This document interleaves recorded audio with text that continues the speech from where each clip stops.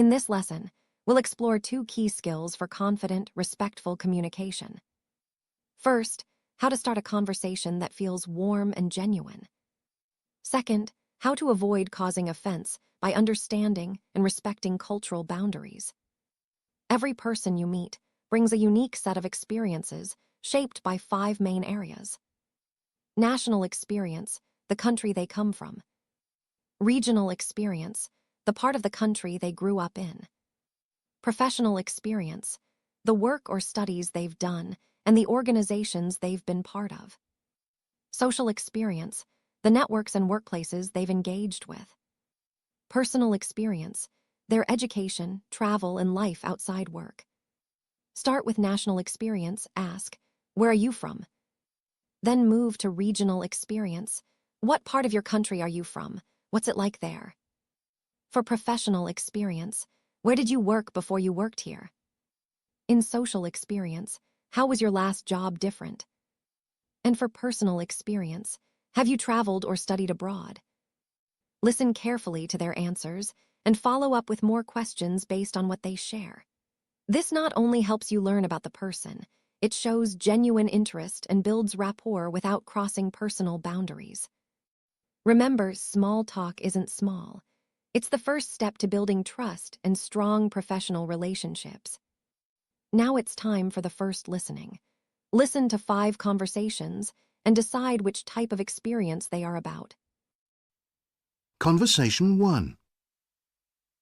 What did you do before you took over this department? I worked in logistics. Was that interesting? It was okay, but production is much more exciting.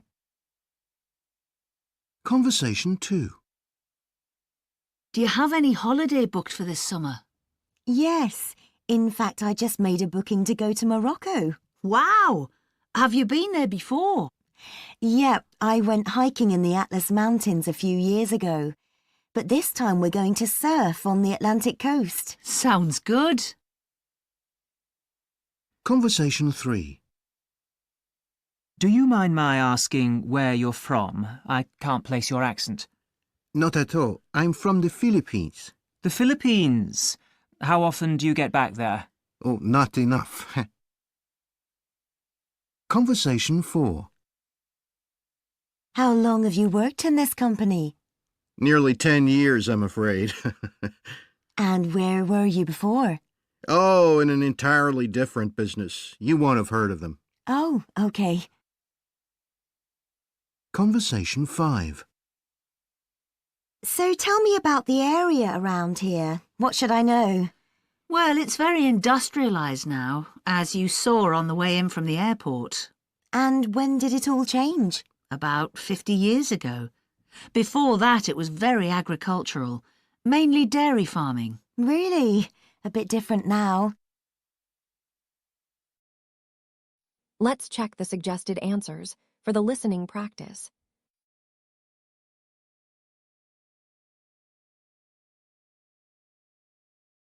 Let's move to the next listening practice. Listen again to the 5 conversations and note down the follow-up questions. What other questions could you use as follow-up questions in these 5 conversations? Think about additional questions you might like to ask.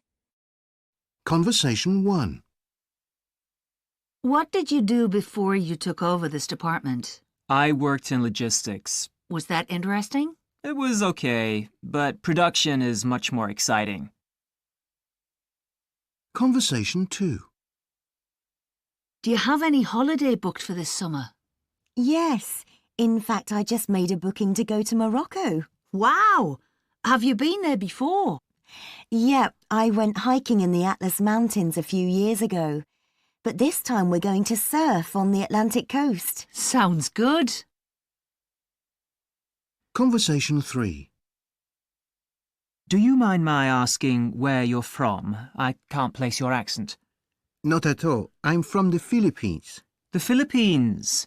How often do you get back there? Oh, not enough. Conversation 4. How long have you worked in this company? Nearly 10 years, I'm afraid. And where were you before? Oh, in an entirely different business. You won't have heard of them. Oh, OK. Conversation 5.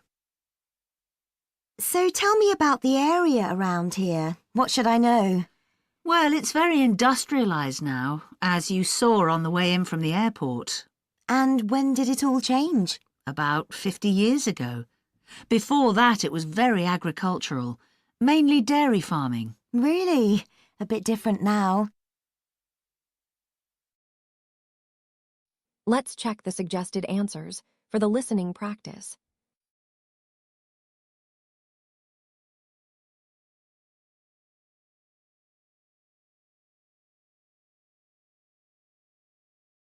Now it's time for useful language. Listen and repeat these questions. National experience. Where are you from? Where do you come from? Do you mind my asking where you are from? Do you mind me asking where you are from? Regional experience. What part are you from? What's special about your region? Professional experience. What did you do before you came here? How long have you worked here? When did you start work here? Social experience. How is this job different to your last one? How is this job different from your last one? Personal experience. Do you have a holiday booked for this summer? Have you been to Morocco before? Where did you go to college?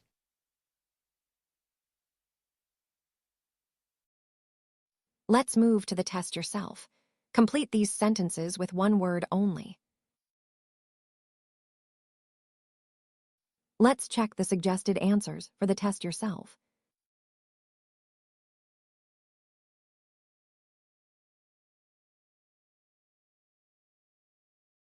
Let's move to the speaking practice. You are in a taxi with a new colleague. Ask questions to keep the conversation going. Then listen to the model conversation. Ask about nationality. I'm British, from Scotland actually. Show interest. Ask what part.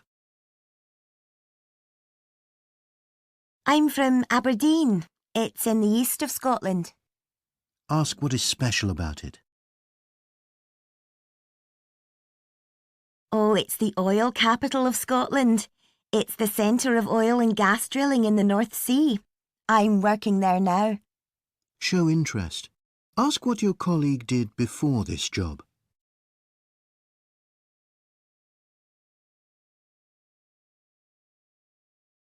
Oh, before that, I was at university in Edinburgh.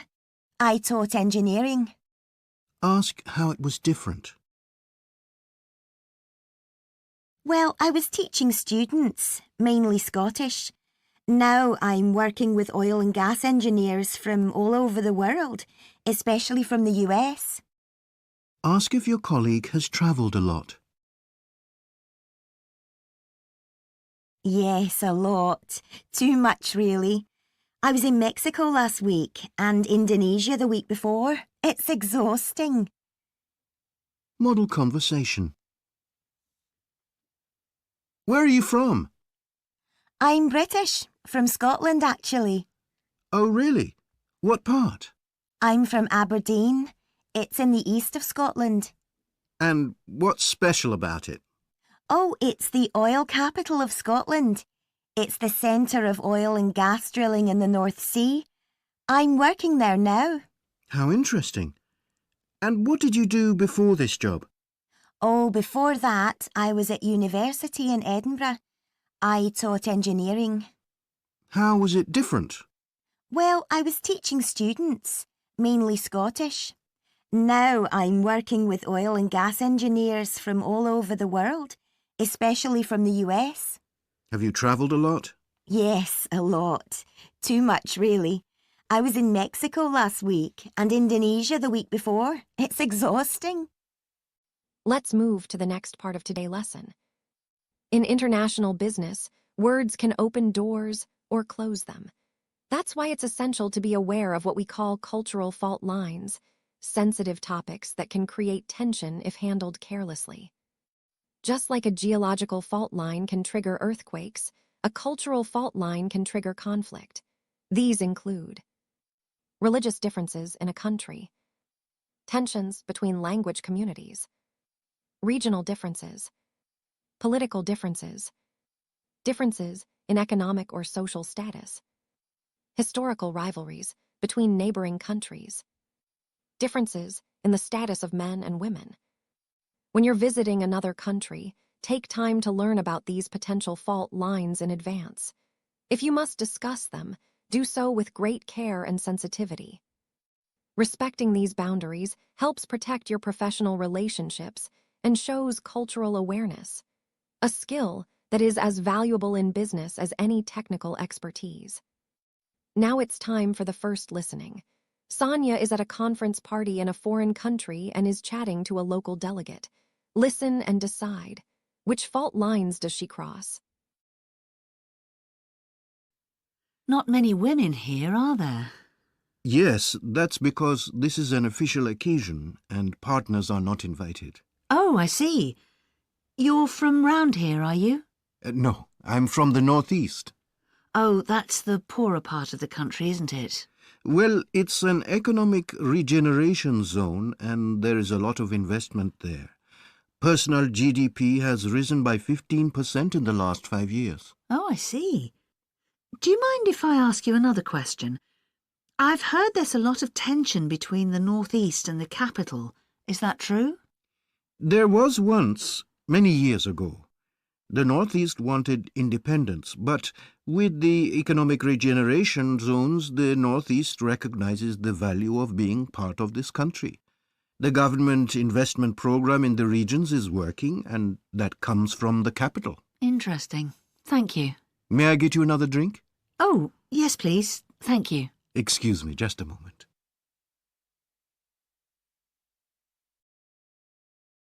Let's check the suggested answers for the listening practice.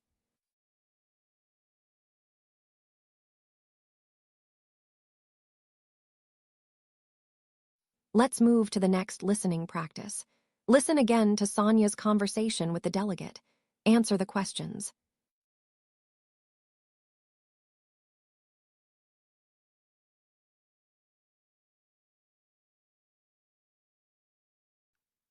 Not many women here, are there?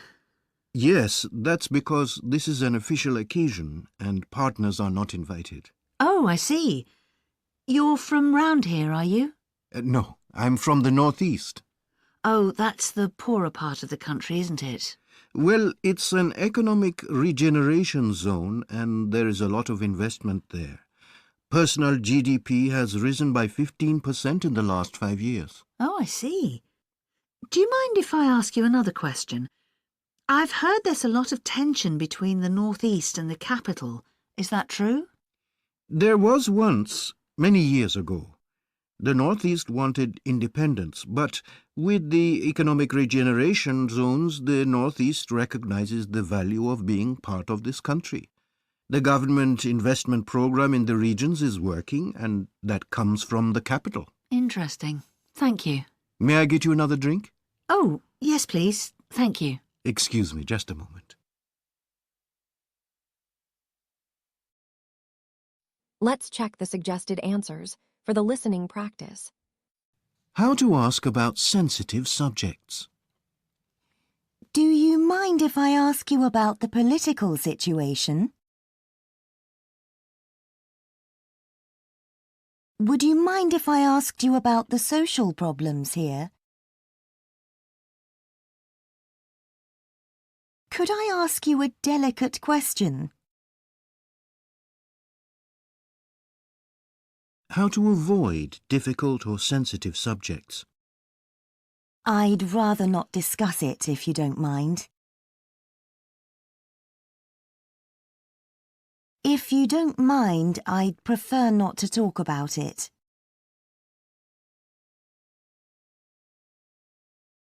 Can we change the subject? How to agree to talk about a sensitive subject. Not at all. Go ahead. Feel free. No problem. What would you like to know? How to apologize if you raise a sensitive area in conversation. I'm sorry if I said the wrong thing. Let's move to the test yourself. Complete these sentences with one word only. Let's check the suggested answers for the test yourself.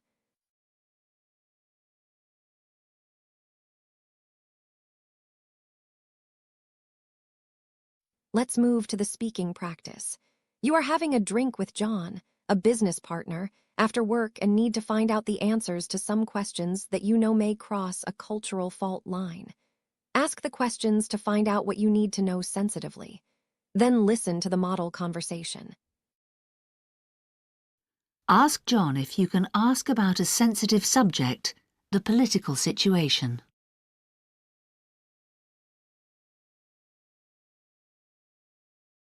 Feel free. What would you like to know? Ask John your follow-up question. You have heard that the president's brother is a paid consultant of John's company.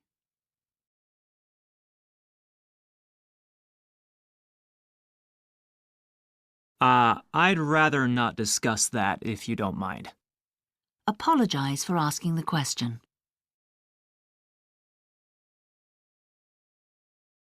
Don't worry about it. Say you'd like to ask another question. Go on. Ask where you and John are having dinner tonight. That's much easier to answer. Model conversation. John, do you mind if I ask you about the political situation here? Feel free. What would you like to know? Well, is it true that the president's brother is a paid consultant to your company? I'd rather not discuss that if you don't mind.